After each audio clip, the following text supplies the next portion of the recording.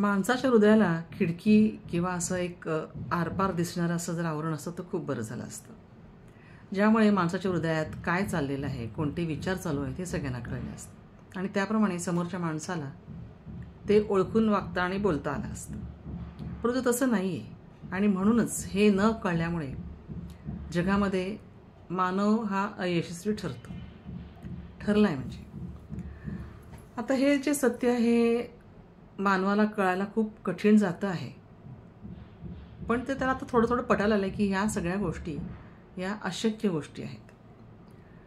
परंतु तोपर्यंत मनातलं दडवून माहेर मानव अगदी ऑल इज वेल असं दाखवणं बरोबर करतो आणि माणसाच्या मनात काय चाललं आहे न कळल्यामुळे काय होतं, अनेक घातपात अनेक अपघात होतात आणि म्हणूनच माणसाच्या मनातलं कळणं आवश्यक आहे असं मला खूप वाटायला लागलेलं आहे.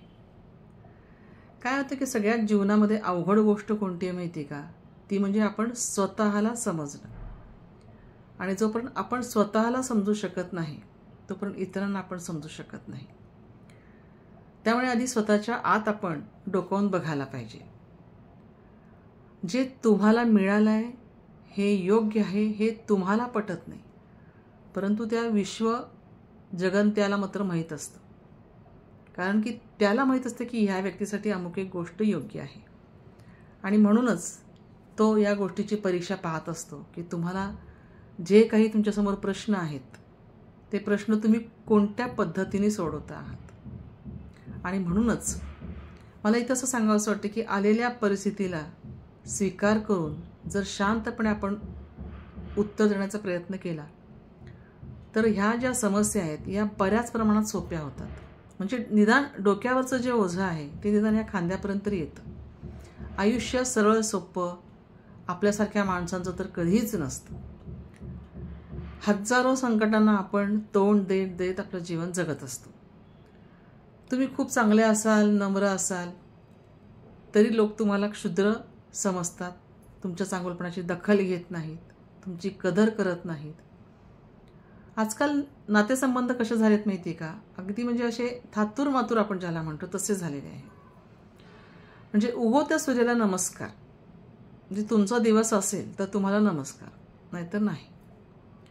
त्यामुळे जर तुमचा उपयोग होणार असेल तर नातलग मंडळी म्हणजे त्याच्यात सगळेच आले ही जवळ येतात, पण तुमचं जर राज्य संपलं असेल तर ते तुमच्यापासून दूर जातात, तोंड फिरवतात. पण ह्यापेक्षा जर विचार केला तर आपल्याला कळेल की पूर्वी लोक किती वेगळी होती. ती वर्षानुवर्ष, महिनोनघंटे, दिवसेंदिवस आपल्या माणसांच्या पत्रांची वाट बघायची. कारण त्यात एक जिव्हाळा असायचा, एक प्रेम असायचं. आपली माणसं आपली आहेत असं वाटायचं. कधी त्यांना एकदा भेटतो, कधी त्यांच्याशी एकदा बोलतो असं व्हायचं. परंतु आता काय झालंय?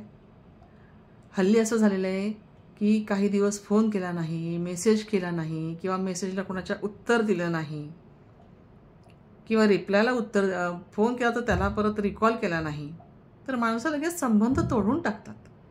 अशी विचित्र माणसं आजकाल झालेली आहेत. परंतु काही काही माणसं मात्र आपल्या पडत्या काळामध्ये आपल्याला शेवटपर्यंत सोबत करतात, साथ देतात. आपण खोटं असूनही, चुकीचे असूही तरीसुद्धा ते आपल्याला तोंडावर दुखवत नाहीत की तू खोटा आहेस, तू चुकला आहेस, आपण हे नातं सांभाळावं. त्यासाठी खूप फडफड करणं, थकतो, फसतो, सगळं काही होतं. हीच गोष्ट सोडून दिली पाहिजे.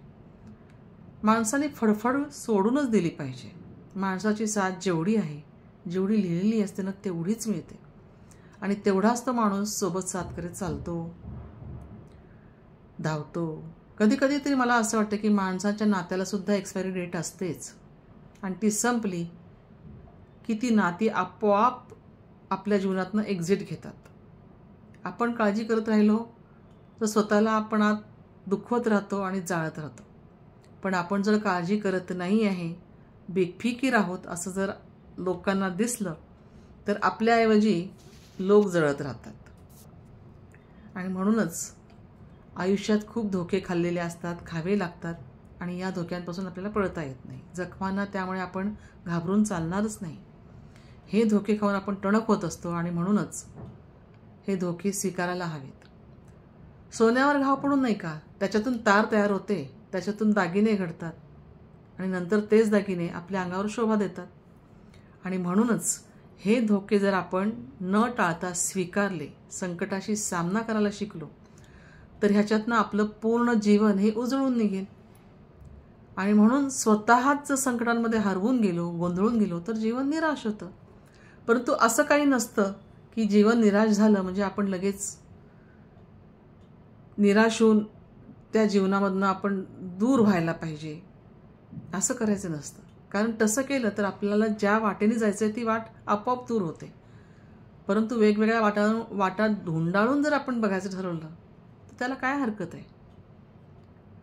दर्द किंवा दुःख असतंच सगळ्यांना, परंतु त्यामुळे जगावंसं वाटत नाही असं करायचंच नसतं.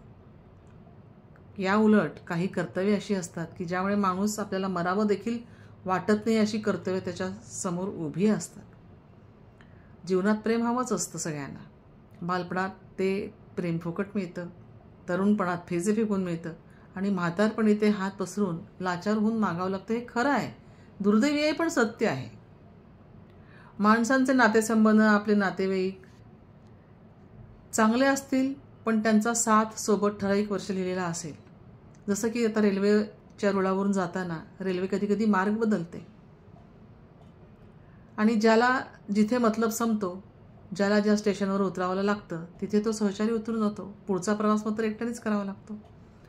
इतर लोकांची मदत जिंकायची असतील, या लोकांना आपलंसं करायचं असेल, म्हणून परक्या लोकांना त्यांच्या वलयावर भुलून किंवा त्यांच्या रूपगुणावर फसून आपलंसं करायला कधीही जाऊ नका.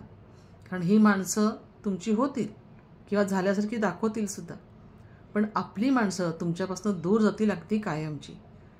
ही लोकंसुद्धा तुम्हाला नंतर जखमा देऊन जातातच की. आज आपल्याला वाटतं की आपल्या माणसाने दुःख दिलं म्हणून परक्यांना आपण जवळ करतो, परंतु उद्या हीच माणसं आपल्या उपयोगी पडतील. सगळेजण दगा देतील, परंतु एक लक्षात ठेवायचं की आपण दगड आहोत, मजबूत आहोत. आपल्याला भावना आहेत त्या दुखावतात, परंतु त्याच्यातनं आपण घडत जातो.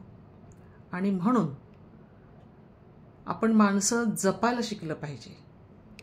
माणसांची बोलायची पद्धत खूप वेगवेगळी असते. जेव्हा त्यांचा मतलब असतो तेव्हा आपल्याला अगदी जवळ करतात, प्रत्येक गोष्ट आपली ऐकतात, पण जेव्हा मतलब सरतो तेव्हा पत्र अगदी आपल्याला दूर लोटतात, औपचारिकपणे वागतात. गोडव्याने बोलण्याचं नाटक ते फक्त जेव्हा मतलब असेल तेव्हाच करतात. बोलण्याची पद्धत हेच त्यांचं हत्यार असतं. बोलायची ही जी कला आहे ना, ही फायद्याच्या पद्धतीमध्ये खूप प्रमाणात असते. कुणाशी तरी आपला संबंध आला, कुणाच्या तरी नात्यात आपण आलो म्हणून ते नातं बनत नसतं, ते नातं टिकवावं लागतं. ते नातं टिकवताना कधी कधी आपल्या डोळ्यामध्ये अश्रू येतात, ते लपवावे लागतात, मनातलं दुःख विसरावं लागतं. बाहेर न दाखवता तोंड देखील हसावं सुद्धा लागतं. आयुष्यात बऱ्याच वेळा संघर्ष करावा लागतो, समजून घ्यावं लागतं, तडजोड करावी लागते, खूप प्रयत्न करावे लागतात. पण यश देणारा तो फक्त वरचाच असतो आणि तो ते यश त्याच्या स्वतःच्या हातात राखून ठेवतो. हे यश, याची कुपी केव्हा उघडायची हे तोच ठरवतो. आयुष्यात दुःख असतं, त्या गोष्टी विसरून जायला हव्यात, पण आपण तसं करत नाही. आपण काय करतो, हे दुःख जपून ठेवतो, मनाच्या कुपीत कुठेतरी हे जपून ठेवतो. आणि अशा अनेक मौल्यवान गोष्टी आपल्या आयुष्यात घडतात असतात, त्या जपायला पाहिजेत, त्या साठवून ठेवायला पाहिजेत. त्या मात्र आपण काय करतो, तर त्या आठवणी मात्र आपण विसरून जातो. लोकांना तुमच्याशी काही घेणं देणं नसतं. त्यांना स्वतःचा कम्फर्ट लेव्हल पाहायचा असतो. लोकांना एवढंच हवं असतं की आपण त्यांना कम्फर्टेबल ठेवलं पाहिजे, खुश ठेवलं पाहिजे. त्यांच्या अंगाला काही तोशीच पडू द्यायची नाही, तुमचं काही का होईना. आणि अशी ही लोकं जगामध्ये बरीच आहेत. ह्या लोकांना तोंड देताना बऱ्याचदा आपल्याला खूप जड जातं, कठीण जातं. नेमका कुणाचा स्वभाव काय आहे हे कळत नाही. आपण सगळ्यांशी चांगलं वागायला जातो, परंतु सगळेच चांगल्या मनाचे असतात असंही नसतं. आणि म्हणूनच लोकांच्या मनातल्या भावना ह्या ओळखता आल्या पाहिजेत, समजता आल्या पाहिजेत. आणि म्हणूनच मगाशी मी म्हटलं की असा आरसा असता किंवा असं ट्रान्सपरंट काही आवरण असतं की ज्याच्यामुळे आपल्याला समोरच्या मनामध्ये काय भावना चालल्या आहेत समोरच्याच्या मनात हे पाहता आलं असतं आणि त्याप्रमाणे आपल्याला वागता आलं असतं. पण हरकत नाही आहे, तो आरसा नसला म्हणून काय झालं.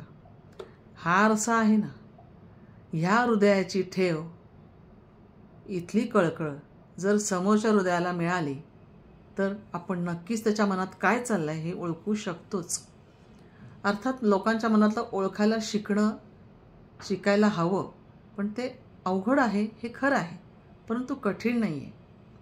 सहवासाने नित्य सोबत राहण्यामुळे सुद्धा या गोष्टी कळतात आपल्याला. कळत नाही असं मुळीच नाही आहे. परंतु बऱ्याचदा काय होतं की आपण हे समजण्याचा प्रयत्न करायला गेलो तरीसुद्धा ते काही वेळेला आपल्या लक्षात येत नाही. आणि म्हणून बऱ्याचदा आपण फक्त ऐकायला शिकलं पाहिजे. म्हणजे समोरच्याच्या बोलण्यातून आपल्याला कळतं की त्याच्या मनात नेमकं काय आहे. आणि ते कळलं की थोड्या वेळाने आपल्याला लक्षात येतं की ह्याला नेमकं काय हवं आहे. तर मनातलं ओळखणं हे अशा पद्धतीने आपल्याला करता येऊ शकतं. तुम्हाला हा व्हिडिओ आवडला असेल तर नक्की लाईक करा, सगळ्यांना शेअरसुद्धा करा आणि तुम्ही नवीन असाल या चॅनलवर तर सबस्क्राईब करून शेजारच्या बेल आयकॉनवर क्लिक करा, म्हणजे पुढच्या व्हिडिओचं नोटिफिकेशन तुम्हाला नक्की मिळेल. धन्यवाद.